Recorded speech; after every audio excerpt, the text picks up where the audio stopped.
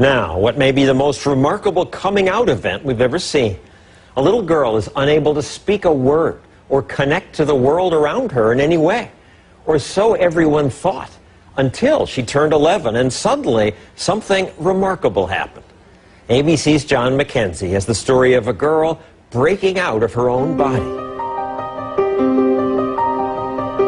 You don't know what it feels like to be me.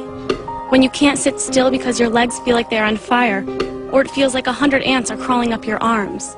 How is it that these powerful words came out of this flailing body? People look at me and assume I am dumb, because I can't talk. Something extraordinary happened to this 14-year-old who was written off as mentally deficient, something that may help unlock the mysteries of a baffling disorder. What do I want? I want to be like every other kid, but I can't, because I am Carly. Born in Toronto, Canada, Carly Fleischman was 2 years old when it became clear she was not keeping up with her twin sister Tara. When you're told your child is going to be developmentally delayed, that they might achieve the developmental level of a 6-year-old, it's like being kicked in the gut.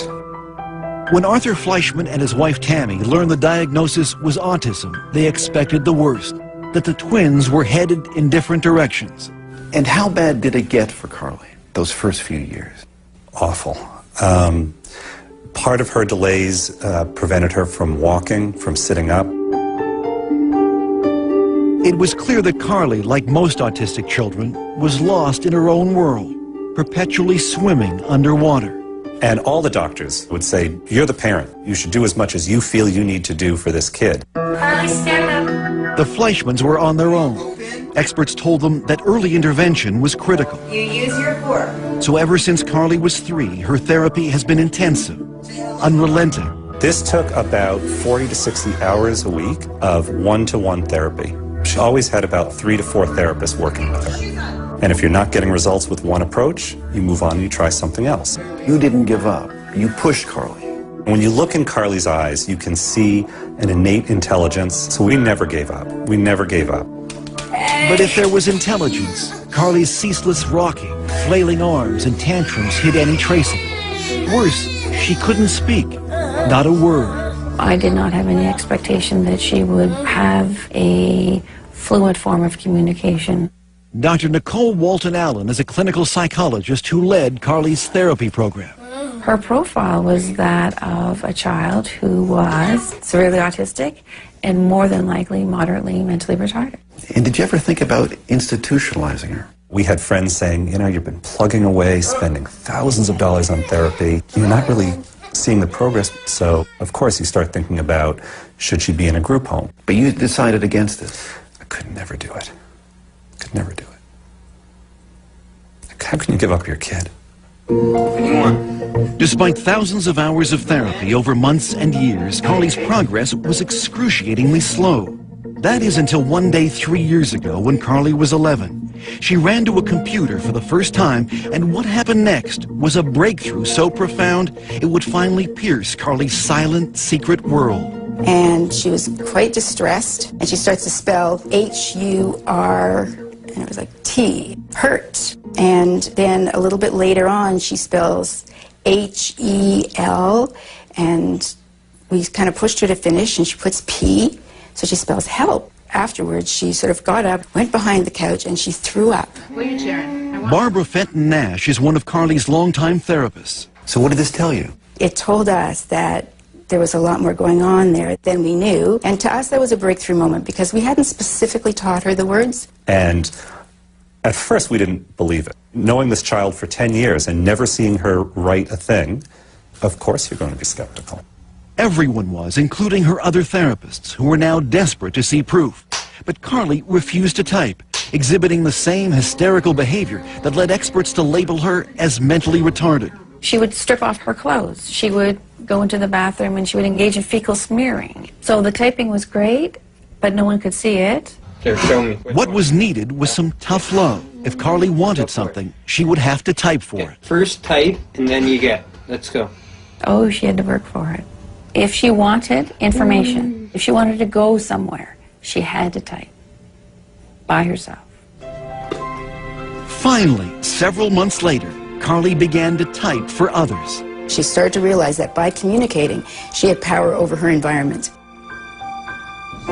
And what came through her finger, typing one letter at a time, with fluency no one could believe, was astonishing. I am autistic, but that's not who I am. Take time to know me before you judge me. I am cute, funny, and like to have fun. Through her torrent of words, Carly began to unravel the mysteries behind her often wild behavior. Like banging her head. Because if I don't, it feels like my body is going to explode. It's just like when you shake a can of Coke. If I could stop it, I would, but it's not like turning a switch off. I know what is right and wrong, but it's like I have a fight with my brain over it. Use your words. And Carly was not shy about expressing her desires and frustrations. I want to be able to go to school with normal kids, but not have them getting upset or scared if I hit a table or scream. I want something that will put out the fire. We were also horrified because for years we had spoken in front of her as if she wasn't there. Now, for the first time, Carly was able to have conversations with her parents. You think you can write back to Dad? I want to go on a snowmobile. Can we do it? Will you go on one? I think it would be fun. So here's your daughter, and finally you get to meet her. Mm-hmm. What was that like? Overwhelming. Overwhelming. I stopped looking at her as a disabled person. You promised. Did you lie to me? And started looking at her as a sort of sassy, mischievous teenage girl. I want people to know that no one is telling me what to say, and I don't have a hand up my butt like a puppet. Carly has been very clear that she sees herself as a normal child, locked in a body that does things that she has no control over. Side by side with her twin sister Taryn, it would be easy to dismiss Carly as intellectually challenged. That is, until you ask her a question. Carly, why do autistic kids cover their ears, flap their hands, hum, and rock? It's a way for us to drown out all sensory input that overloads us all at once. We create output to block out input. Carly's brain, unlike most people's, is overwhelmed by the senses of sight and sound, taste and smell. Our brains are wired differently. We take in many sounds and conversations at once. I take over 1,000 pictures of a person's face when I look at them. That's why we have a hard time looking at people. The one thing she can control is when and where she'll type. Oh, this is John. This is John. And usually she needs to be motivated. Finish up. You're doing great. When I tried making conversation with Carly, she would not type back. I'll tell you anything you want to know. Her finger hovering over the keys for hours, until I brought up my teenage son. He wants to play football. Oh, she's smiling. It's going to be something funny. Are you embarrassed? Come on, we want to hear what you have to say. Yes, I guess he's cute. You know, 2 years that we've been communicating, and every time she writes something, there's a little bit of that sense of awe. The room resembled a ship's cabin. Its walls Dear made of Dad, wooden laths I love when you read to me, covered by many coats and I of love that you believe in me. I know I'm not the easiest kid in the world.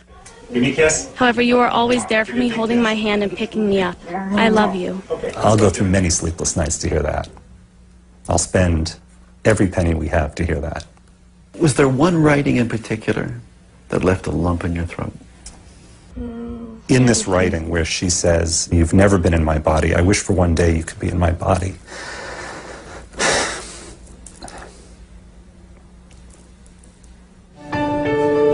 A year after we first met Carly, she is happier, calmer, more independent. Come on, let's get this in the pan. She's even writing a novel.